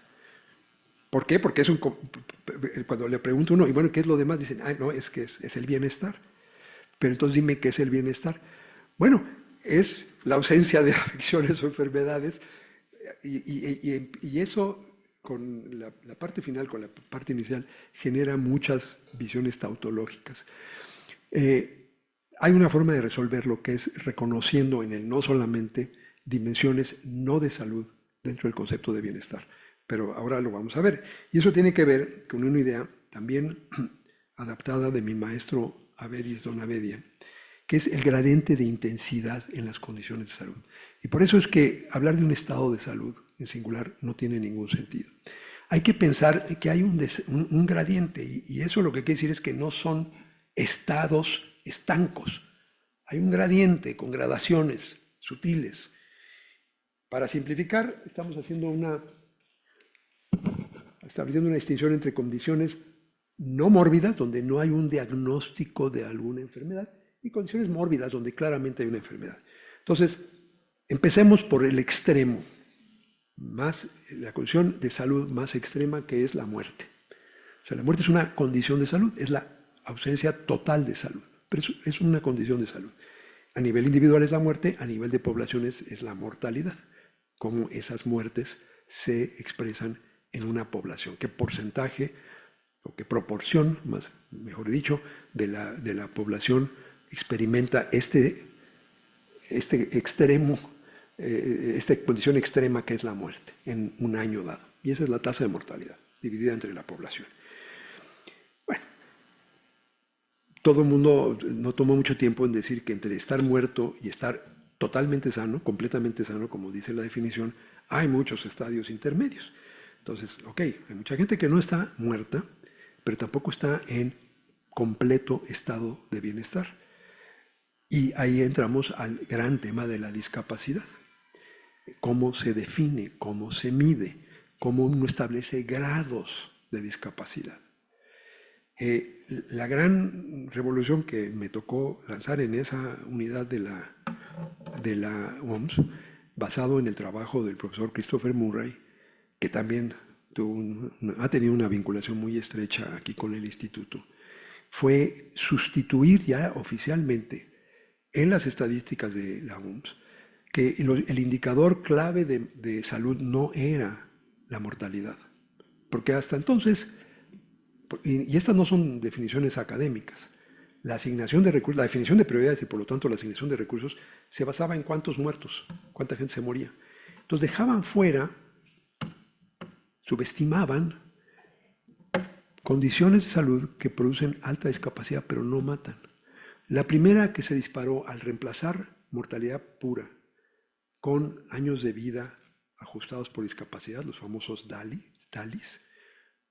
Aquí en el instituto se hizo el primer estudio en el mundo midiendo los años de vida ajustados por discapacidad, un esfuerzo que tomó años y muchas generaciones de investigadores, iniciado por el profesor Rafael Lozano, que luego se fue a trabajar al instituto donde se había creado toda esta metodología, pero que han seguido muchos aquí. Ese primer estudio nos dio una métrica, los DALIs, que capturan mejor la magnitud real, porque le suman a las pérdidas de salud, la magnitud real de una condición, porque le suma a la pérdida por muerte prematura las pérdidas por estados de discapacidad, que son estados imperfectos de salud, no de salud completa, pero tampoco son estados de total ausencia de salud, no están muertos, pero tampoco están sanos. Y eso desarrolló toda una metodología, se han dado aquí cursos sobre esto, yo nada más lo estoy mencionando. Primer consecuencia, las enfermedades mentales, de ser la última prioridad en la OMS, se volvieron la número 1, porque las enfermedades mentales, excepto en los casos de depresión que conducen a suicidio, y algunos casos minoritarios de homicidios, no representan una causa de muerte muy común. Entonces, cuando todo lo medíamos por el número de muertos, pues las enfermedades mentales no pintaban. Cuando uno introduce discapacidad, y se da uno cuenta de que creo que la última estimación es que 10% de la población mundial tiene algún grado de depresión, es un grado, es una vertiente, es un gradiente.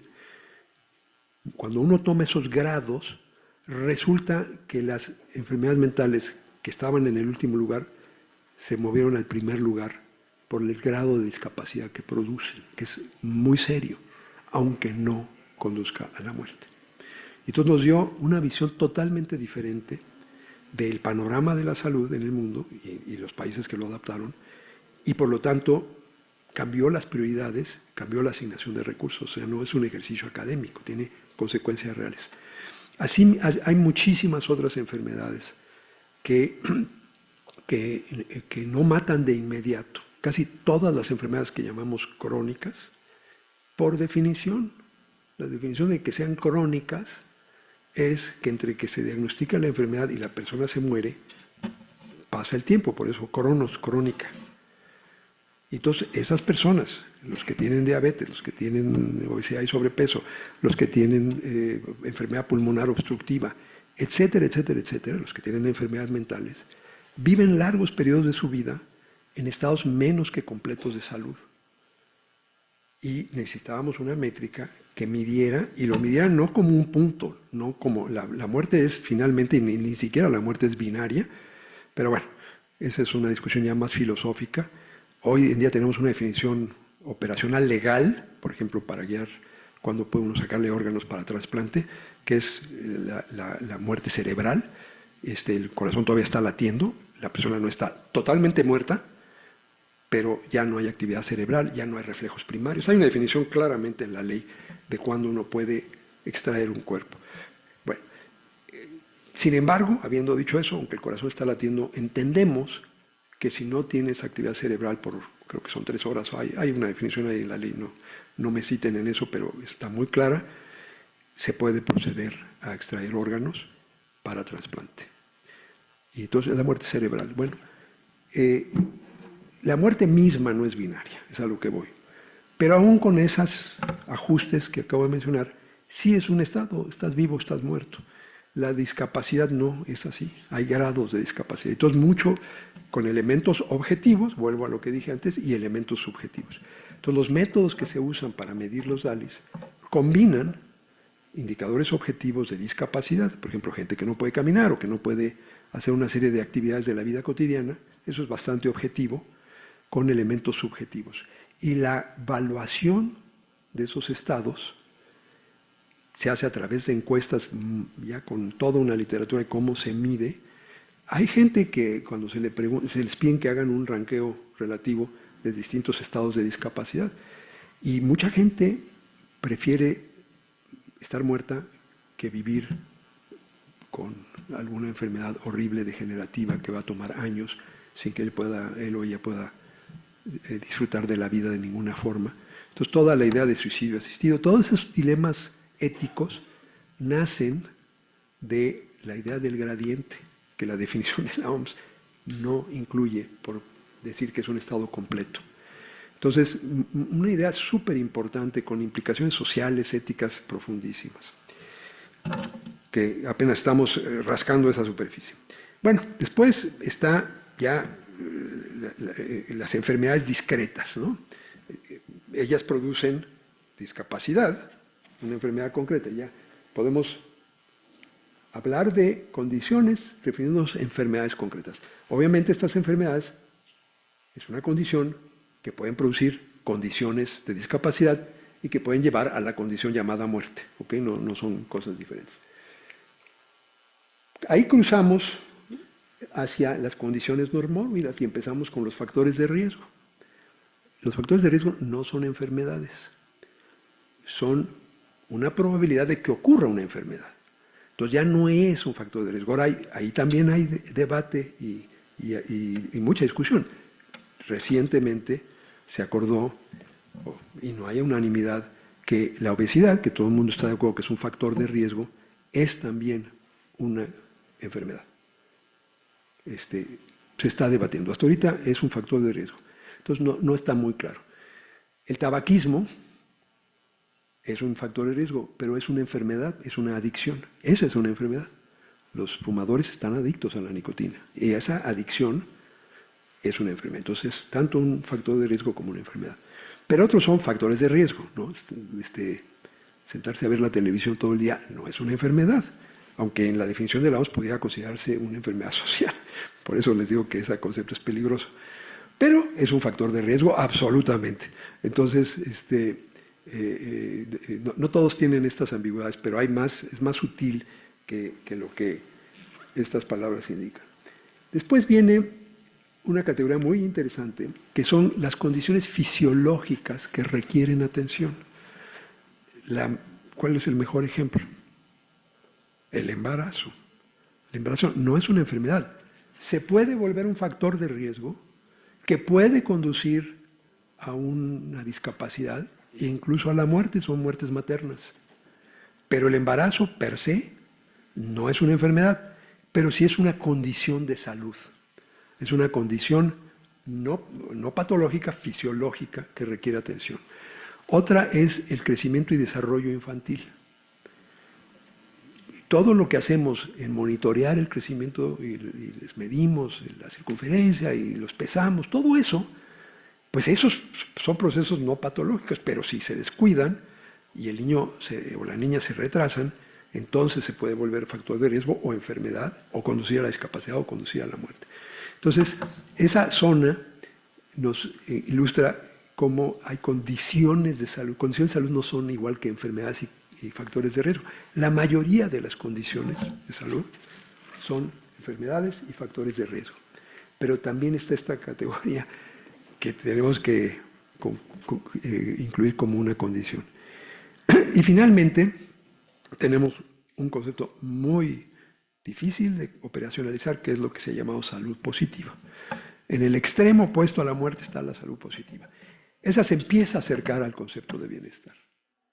Pero como pueden ver, o sea, ¿qué es salud positiva? O sea, mucha gente lo define como la capacidad de llevar adelante o de materializar todo tu potencial, ¿no? Esa es la salud positiva.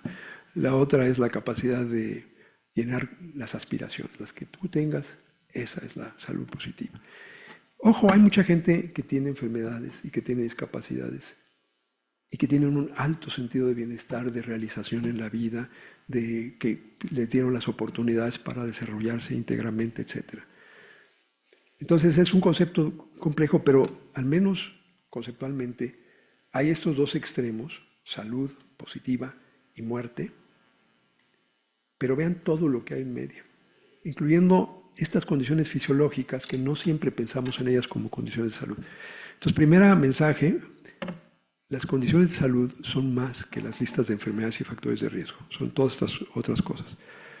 Segundo mensaje, es un gradiente, y puntos claves del gradiente son las discapacidades en el área de la pérdida de funciones y los factores de riesgo que nos remiten a la relación entre presente y futuro.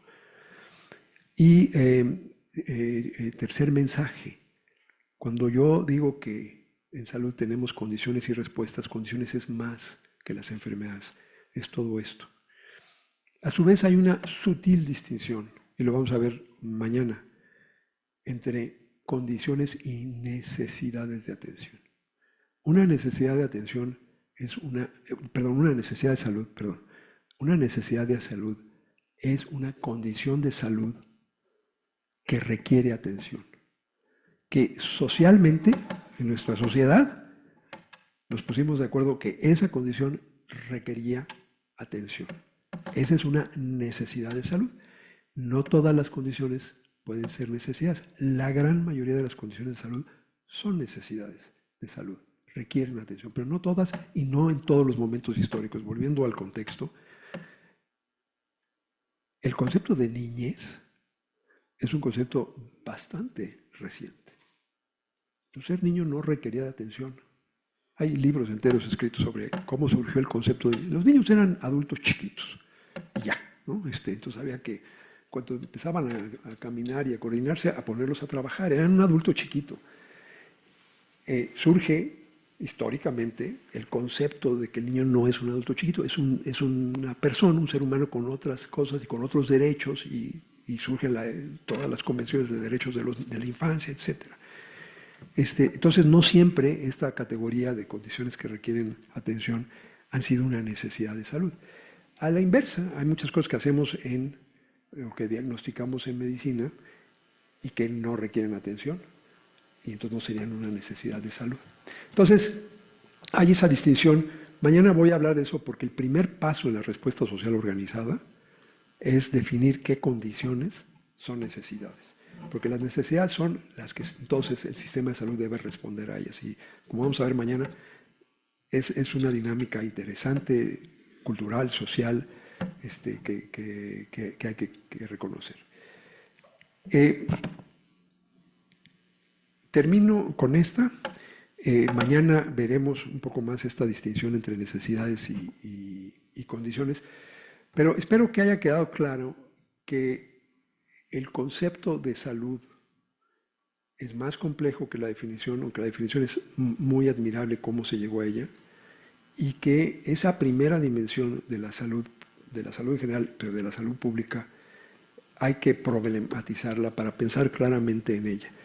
Cada una de las cosas que he mencionado, hay lecturas adicionales y hay cursos completos sobre cómo se mide la discapacidad, sobre los temas de muerte, etc. Los invito a los que tengan interés a que sigan aquí. Nada más les quise dar el mapa general. Ahorita que hablaba de mapas, este es el mapa, no sé, ¿no? A 30.000 metros, o sea, no es el mapa en general. Tienen que hacer un zoom y explorar con más detalle algunos de los temas concretos que hemos cubierto hoy.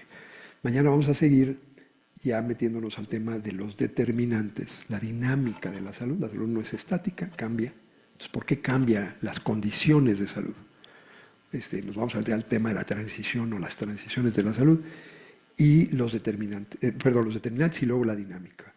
¿Qué las determina? Y una vez que entendemos qué determinan, ¿por qué cambian las condiciones tan dramáticamente a lo largo del tiempo? Permítanme abrir un espacio para los últimos minutos si hay preguntas o comentarios. Igual yo no sé si tenemos forma de ver si la gente que está en línea tiene alguna pregunta o comentario, pero si no, ahora los que están aquí presencialmente, cualquier pregunta o comentario, por favor. Aquí hay... ¿Sí? ¿Hay alguna pregunta? Ok, vamos a empezar con la gente de la... Van a checar. Bueno, en lo que checan, adelante, por favor. Nada más que hay que pasarle un micrófono. Sí, bueno, ahí está. Gracias. De nuevo, muchas gracias. Muy, muy interesante la parte que estaba esperando, la discusión. De la última lámina que presentaba los gradientes, desde el punto de vista, digamos, social, mientras más avanzada es una sociedad, mientras más desarrollados son sus sistemas, vemos que hay más atención, más conciencia, más... o sea, esos gradientes también son gradientes de atención mental, de lo que nos llama, nos brinca, nos preocupa más, desde la muerte hasta lo que es, digamos, simplemente una salud positiva que normalmente la damos por hecho, no nos preocupamos por ella, no la teorizamos muchas veces suficiente. Pero también en algún sentido nos habla de la salud social. Si una sociedad no está atendiendo a sus muertos, no está atendiendo a sus discapacitados, no está en el mismo gradiente poniendo la atención donde normalmente se acostumbra a preocuparnos más, entonces a lo mejor no es una sociedad sana. Lo que quiero hacer es una defensa de la definición original de la OMS, porque yo no lo leo como una condición biológica, mental, social completa, sino lo que lo es una completa condición, digamos, así como están puestas las palabras, desde los 90 nos venimos peleando de cómo entender, y me parece que el orden en el que están puestas es importante. La salud social sería también esa atención que le ponemos a ese gradiente. Sería... Sí, ilustra muy bien. Yo lo que haría, por cierto, no le recomendamos a la directora general que se lanzara a cambiar la definición, porque había cosas tan urgentes que atender que eso iba a ser una discusión de años, iba a distraer muchos recursos de la OMS, pero era muy importante y se ha dado esa discusión en la literatura. Pero yo lo que hubiera dicho, en primer lugar, ha habido países que han sugerido agregar dimensiones. Bután oficialmente pidió que se le agregara una dimensión espiritual. Entonces, en la definición de Bután, y varios países se han adherido a ella, dice que es un estado completo, todo lo demás está igual, de bienestar físico, mental, espiritual y social. Le agregaron la palabra espiritual y argumentaron que lo espiritual no es solamente mental. Bueno, yo no estoy de acuerdo, pero hay una discusión ahí real. Yo, en vez de eso, lo que hubiera dicho es de un estado de completo bienestar físico y mental, y si le quieren agregar espiritual está bien, determinado por condiciones biológicas y sociales y su interrelación. Decir, darle a lo social la misma estatura determinante que a lo biológico y físico. Pero tratarlos como determinantes, porque el que en una sociedad no se priorice la salud de los pobres, no es en sí una enfermedad, es un reflejo de un determinante social que es tener un mal gobierno, que no le preocupa la salud de todos sus ciudadanos. Pero patologizar eso es lo que a mí no me gusta. Prefiero decir, a estos políticos no les interesa la salud de su gente, y criticarlos por eso, y si uno vive en un régimen democrático, tratar de relevarlos de sus cargos, que decir están enfermos, de la misma forma que un niño con paludismo en África está enfermo. Esa es una distinción que yo creo que para la mayoría de la gente no sería muy trascendente, pero nosotros que somos profesionistas, creo que sí, hacer la distinción entre la condición en sí y sus determinantes, creo que esa es, mi disputa no es con que haya un concepto de lo social, es que se le trate a lo social como condición en vez de como condicionante, si me permiten el juego de palabras. Es un condicionante, es un determinante de la salud, más que una condición en el mismo gradiente de lo que puse en la última lámina. Creo que esa es la sutil distinción, pero la primacía de factores sociales, lo vamos a hablar mañana, es indudable.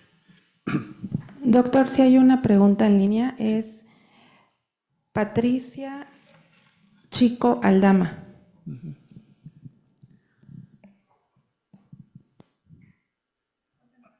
Bueno, Y adelante. sí, doctor, antes que nada, muchas felicidades. Tuve el honor de haberlo invitado al Congreso México Calas 2023 aquí en el instituto y esta exposición que ha dado me parece increíble. Me gustaría que en posteriores comentarios explique el éxito de las políticas de salud pública en cuanto al tabaquismo que usted en las aulas nos comentó. Muchísimas gracias y excelente exposición, doctor. Muchas gracias por el comentario y por hacer el comentario, porque lo que queremos es gente en línea que esté activa. Muchísimas gracias. Lo vamos a abordar y cuando hablemos en la última sesión, de hecho, de reformas a los sistemas de salud, ahí van a venir, se va a prestar para hablar de distintas iniciativas alrededor de problemas concretos como es el tabaquismo. Pero gracias por el comentario. El doctor Becerril. Muchas gracias, Julio. Un gusto siempre escucharte. Me gustaría ligar dos de las cosas que planteaste, como siempre, con gran claridad. Y es el asunto de que el mapa no es el territorio, ¿sí? Esto lo ligo justo con el tema de la definición salud. La definición de salud es un mapa. Sí, entonces, en tanto que mapa, yo creo que tenemos que verlo acercándonos al territorio. Y es este acercamiento al territorio lo que nos permite problematizar una u otra definición. Obviamente necesitamos partir de algo y ese punto de partida es excelente en la definición que nos da la OMS. ¿Sí? Y aquí es en donde pues una definición es un mapa y en esa medida es estática. ¿Sí? Entonces, aquí algo que yo siempre trato en las clases aquí en la Escuela de Salud Pública de México es problematizar el asunto de que estamos ante procesos, ¿sí? Y no porque yo quiera enmendarle la plana a la OMS y mejorar su definición, sino que un poquito en el sentido de sugerir el pensar más en procesos que en estados, ¿sí? Y bueno, pues nada más es dejarlo por allí abierto, ¿no? Gracias. No, yo estoy totalmente de acuerdo. Creo que hubiera sido distinto si hubiera dicho, la salud es un proceso, etcétera, o una serie de procesos, o expresión de procesos, porque eso da un sentido de dinamismo. Estado, como dije, es estático, incluso pluralizándolo, pero es menos estático cuando habla uno de estados múltiples. Pero es un proceso, se llama vivir, ¿no? El proceso es parte de vivir ese proceso, es que uno va perdiendo salud en distintos momentos y emprende otro proceso de vida con una enfermedad. Entonces, yo estoy de acuerdo. Esa sería, si algún día nos piden que rehagamos la definición de la OMS, será muy tomado en cuenta. Gracias. Nosotros, como dije, al final decidimos que no valía la pena porque era un tema para los expertos. Este es un curso para expertos, entonces por eso me detengo en él. Pero sí es muy importante porque si nos definimos como profesionistas de la salud, miren, educación es también un concepto muy complejo. Pero más o menos tenemos una idea de qué es educar, ¿no? Y no es nada más ir a la escuela. Sabemos que la educación es compleja, es integral, pero salud es endemoniadamente más complejo que la educación. Y por eso hay tanto debate en las políticas. ¿Qué es un mejor sistema? ¿Cuál es un mejor sistema que otro, ¿no? Lo que sí hicimos, en vez de andar revisando la definición, fue aventarnos la aventura de hacer un ranking, un ranqueo de los, en ese entonces, 193 países miembros de la ONU y evaluar su desempeño y ponerlos en una lista del mejor al peor. Eso fue una tormenta política que se pudo hacer gracias a que estaba una ex primera ministra y lo defendió muy hábilmente. Pero eso fue lo que requirió nuestra atención, esa idea ya de operacionalizar y de que fuera algo útil, introduciendo los DALIs, y bueno, países que atienden bien a sus poblaciones conforme van envejeciendo y a la gente que tiene enfermedades crónicas estaban felices con los DALIs, y países que tenían sobre todo problemas de rezago epidemiológico no estaban felices. Entonces ahí fue donde nos metimos a aclarar que al hablar de la carga de enfermedad hay que diferenciar y que no se puede nada más estar comparando cualquier condición, aunque los DALIs tienen mérito que uno puede comparar todo, pero que hay que hablar del rezago epidemiológico y de los problemas emergentes. Fueron debates muy concretos, guiados por la insatisfacción de muchos países, de cómo sus intereses se veían afectados por diferentes definiciones. Entonces hay más en estas palabras de lo que uno piensa, pero al final la definición en sí no era lo importante, era cómo lo aplicábamos en la evaluación del desempeño de los sistemas de salud. Y esa sí fue una batalla que sí valió la pena darla, porque al final se ganó.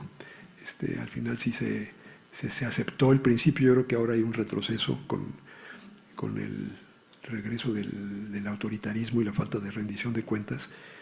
Hay un retroceso un poco a que la OMS no haga evaluaciones independientes de desempeño. Y no sé si van a salir avante de esa, pero hasta ahora la OMS estaba haciendo eso y era una forma de que los gobiernos tuvieran cierta transparencia y que pasaran a rendir cuentas de que también estaban haciendo el trabajo, ¿no? ¿Hay otra pregunta por acá? Adelante.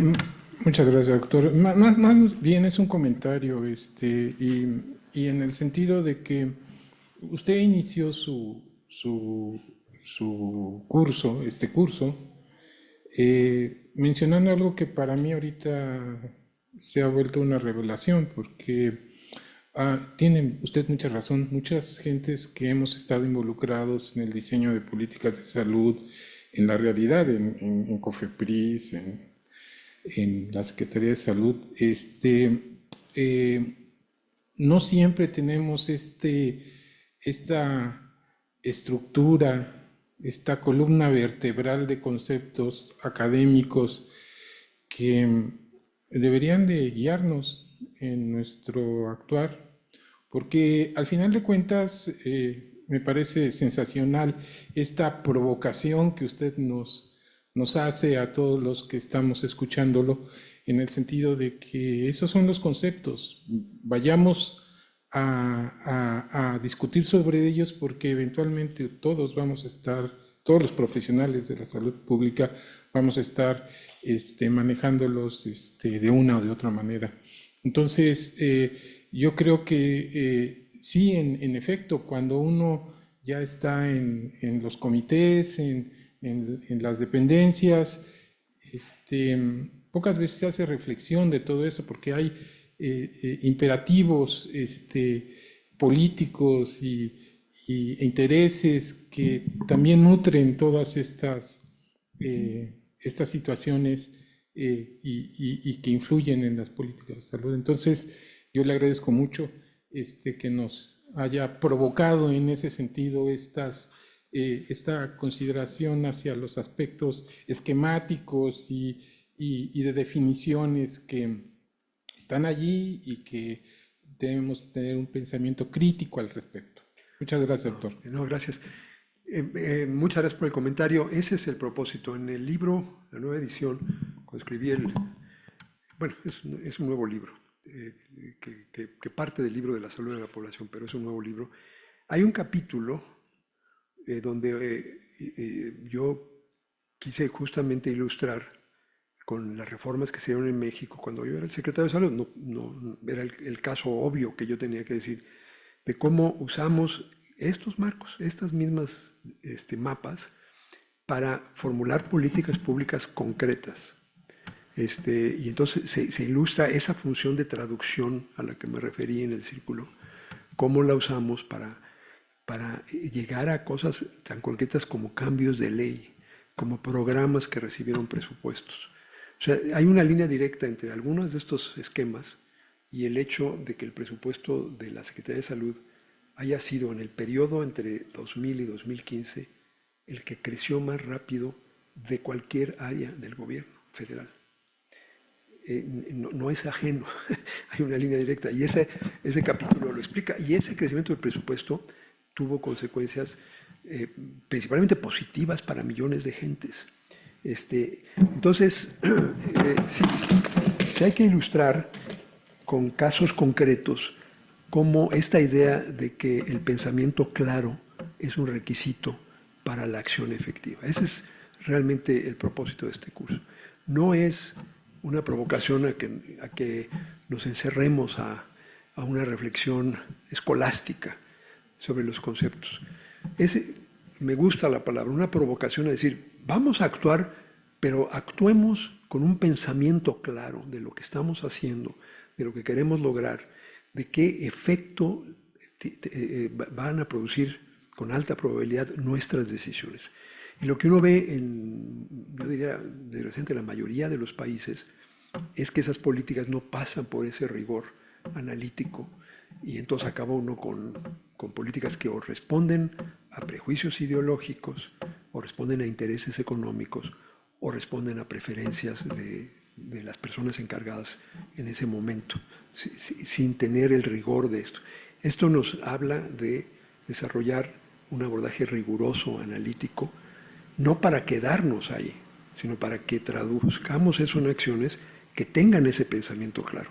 Porque va a llegar el día de decir, ¿estábamos bien o nos equivocamos? Y cuando uno hace eso honestamente, va a concluir que en muchas cosas nos equivocamos. Entonces regresamos. Decimos, esto no funcionó, vamos a cambiar esto. Esta parte del mapa está mal. Ahí no estaba lo que buscábamos. Me apuntó hacia allá, pero ahí no estaba el sitio que yo buscaba. Vamos a corregir el mapa. Es una dialéctica. El problema es cuando las políticas ni siquiera saben que no saben. Y eso es cuando las políticas públicas se vuelven muy peligrosas. Entonces, sí, me parece muy adecuada. Es una invitación, hay cierto placer intelectual, valor estético en marcos conceptuales parsimoniosos, elegantes, pero ese no es el propósito.